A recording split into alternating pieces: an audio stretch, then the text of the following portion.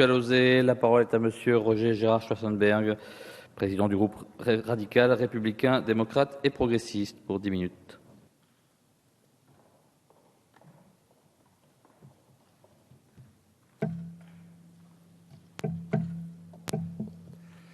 Monsieur le Président, Monsieur le Ministre, Madame la rapporteure générale, mes chers collègues, Monsieur le Ministre du Budget, vous revenez de loin. Certes, depuis la fin 2008, la crise a affecté la plupart des pays de la zone euro, mais elle n'a guère été atténuée en France par la gestion de vos deux principaux prédécesseurs à Bercy. Sous le quinquennat précédent, la dette publique a progressé au total de 600 milliards d'euros.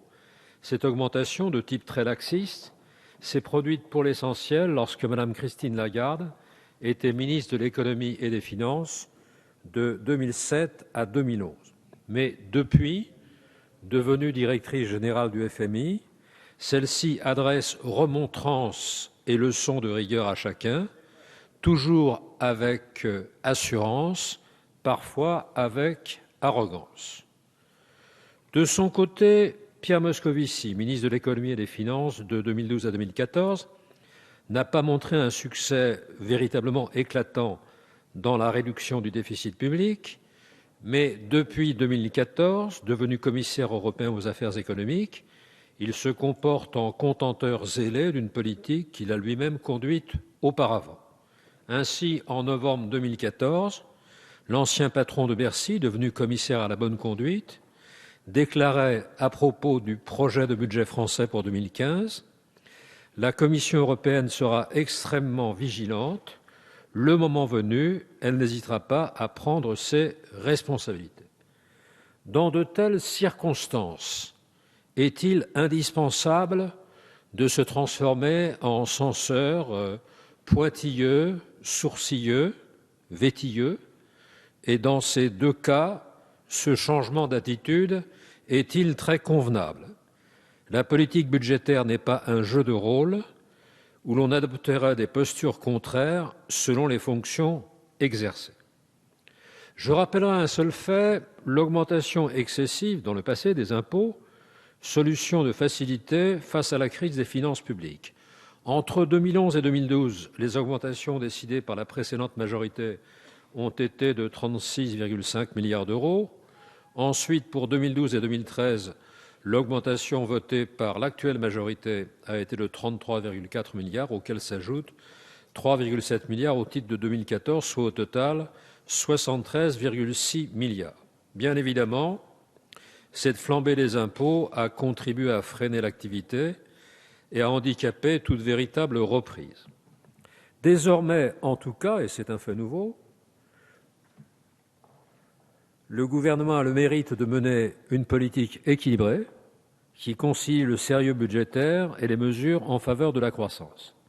La réduction du déficit public s'effectue à un rythme raisonnable afin de ne pas empêcher une reprise de l'économie.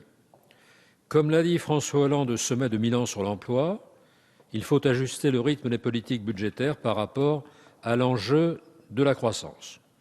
Au fond, l'exécutif suit désormais le précepte d'Alceste, évidemment dans le Misanthrope.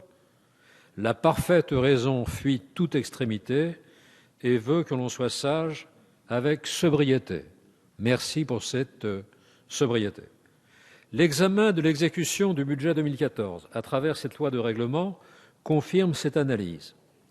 Le déficit public nominal, qui était de 5,1% en 2011, s'établit, on l'a souvent dit, à 4% en 2014 et devrait être ramené à 3,8% en 2015, malgré un effort structurel que certains jugent limité. Mais ce jugement est peut-être peu fondé.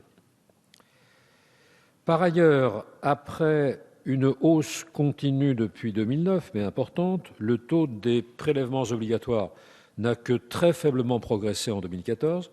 Il s'établit à 44,9% du PIB, après 44,7% en 2013.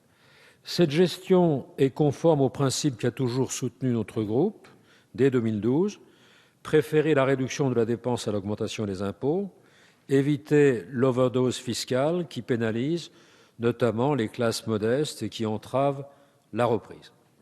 Toutefois, cette gestion budgétaire sérieuse, selon l'adjectif traditionnel, n'a pas encore conduit en 2014 à des résultats économiques pleinement satisfaisants. La croissance a été seulement de 0,2% en 2014, loin de la croissance moyenne de la zone euro qui s'établit, on le sait, à 0,9%, sans même parler du Royaume-Uni avec 2,8%.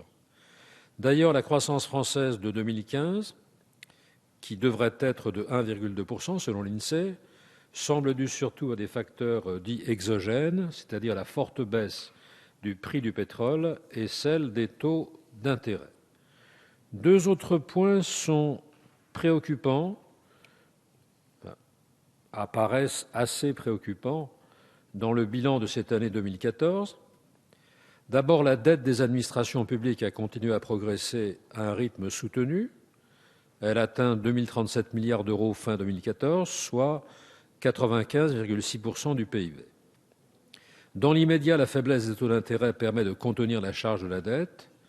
Toutefois, cette faiblesse exceptionnelle peut ne pas se maintenir, ce qui pourrait rendre difficile la soutenabilité de notre dette sur le long terme. Ensuite, l'investissement a marqué en 2014 un fort repli de 0,6 points.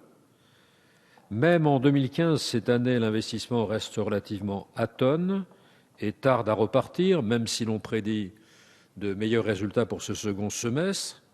L'investissement des entreprises devrait progresser au mieux de 1% en 2015 et la reprise tient surtout à la consommation des ménages.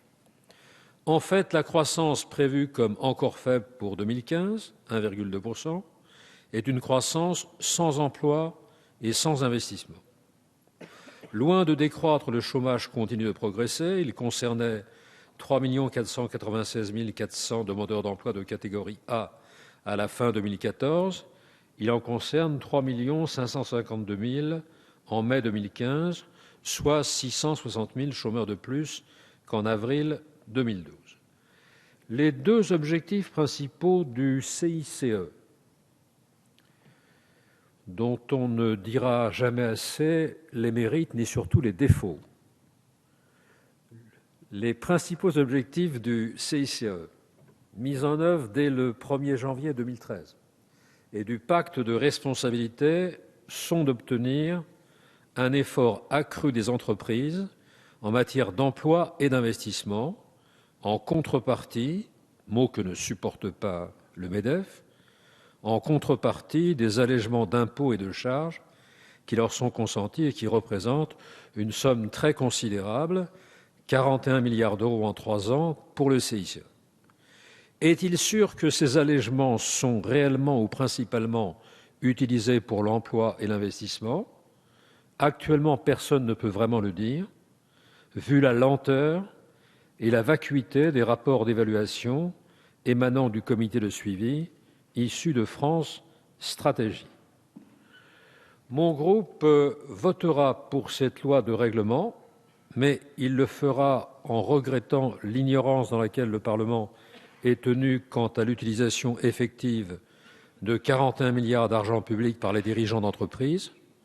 Ce défaut de transparence est très inhabituel dans le domaine budgétaire et il restreint les droits du Parlement.